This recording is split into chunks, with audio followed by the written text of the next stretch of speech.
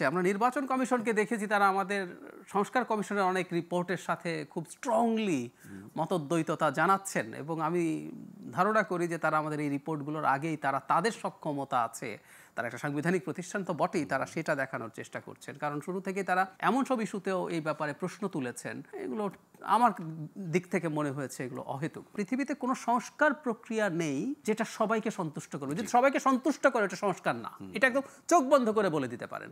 সংস্কার মানে হচ্ছে এক্সিস্টিং সিস্টেমে কেউ কেউ কিছু জিনিস উপভোগ করছেন যেটা সঠিক না।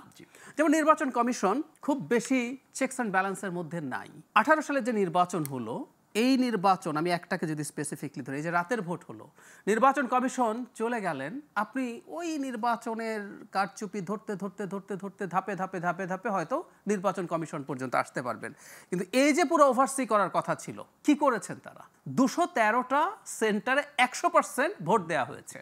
মানে ওই কনস্টিটিউয়েন্সিতে কেউ মারা যায় না। কিন্তু বিগত কমিশনগুলো নিয়ে তো আমরা কিছু বলছি না। আমি আসছি, মানে কেউ মারা যায় নাই, কেউ বিদেশে যায় নাই, কেউ অসুস্থ ছিল না, কেউ ওই কনস্টিটিউয়েন্সির বাইরে ছিল না, সবাই গিয়ে ভোট দিয়ে আসছে। এই ব্যাপারে যে নির্বাচন কমিশন কি কোনো স্টেপ নিয়েছে? তার তো দায়িত্ব ছিল এগুলো দেখাশোনা করে। এরকম আরো অনেক ইস্যু আছে।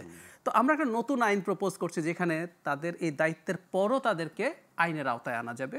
শুধু তাই না, তারা যে কাজ করছেন পদে থাকাকালীন সময়েও তাদের ওভারসি করার জন্য একটা পার্লামেন্টারি কমিটির কথা আমরা বলছি, যেটা এখন শুধু সরকার করে। এরকম নানান কিছু আমি দেখলাম যে তারা খুব পছন্দ করছেন না সম্ভবত, কারণ তারা এগুলো নিয়ে পাবলিকলি মন্তব্য করেছেন। তো তারা যখন আলোচনা করবেন তারা এগুলোর বিরুদ্ধে কথা বলছেন। তার মানে এই কমিশন সংস্কারের বাইরে থাকতে চায়। কিছু কিছু সংস্কারের ব্যাপারে তাদের আপত্তি আছে, জেনারেলি বলবো না, কিছু কিছু সংস্কারে আপনাদের সুপারিশের কোনো কিছুই তো এখন অনুসরণ করা হচ্ছে না। না, অনুসরণ করা হচ্ছে না। আমরা এখন শেষ পর্যন্ত যে কনসেনসাস হবে, আমি আশা করি নির্বাচনে হবে। আমি আরেকটা কথা বলে শেষ করি, সংস্কার সবাইকে সন্তুষ্ট কেন করে না? যেমন ধরুন, এখন রিটার্নিং অফিসার মানেই হচ্ছে প্রশাসনের মানুষ, ডিসিরা হচ্ছেন। আমরা বলছি রিটার্নিং অফিসার হবে নির্বাচন কমিশনের সদস্যরা প্রাথমিকভাবে, যদি আপনি না পারেন, কারণ আমরা রিটার্নিং অফিসার বেশি চাই।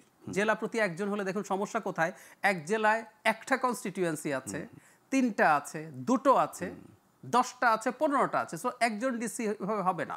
সো আমরা বলছি প্রতি 3টা কনস্টিটিউয়েন্সির জন্য একজন করে রিটার্নিং অফিসার, 100 জন রিটার্নিং অফিসার লাগবে।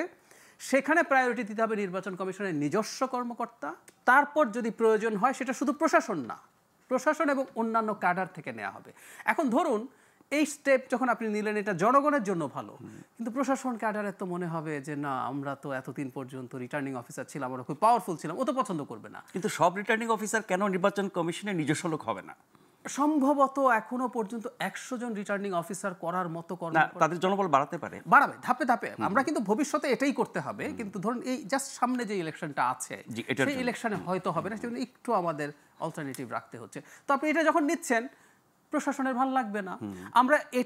আমরা অর্গানোগ্রামে বলছি, ধরুন একটা কমিশন, একটা কনস্টিটিউশনাল কমিশনের সচিব কেন সরকারের সচিব থাকবে? এই কমিশনে কোনো সরকারি কর্মকর্তা থাকবে না। এখানে সচিব পদে যিনি থাকবেন, তিনি এই নির্বাচন কমিশনের রিক্রুটেড মানুষ গিয়ে ধাপে ধাপে সচিব হবেন। তো যখনই আপনি সংস্কার করছেন, কোনো না কোনো একটা ব্যক্তি বা গোষ্ঠীকে সেটা আঘাত করবে, তার ভালো লাগবে না, তার ক্ষমতা কমবে। সো সংস্কার ইজ অলওয়েজ পেইনফুল।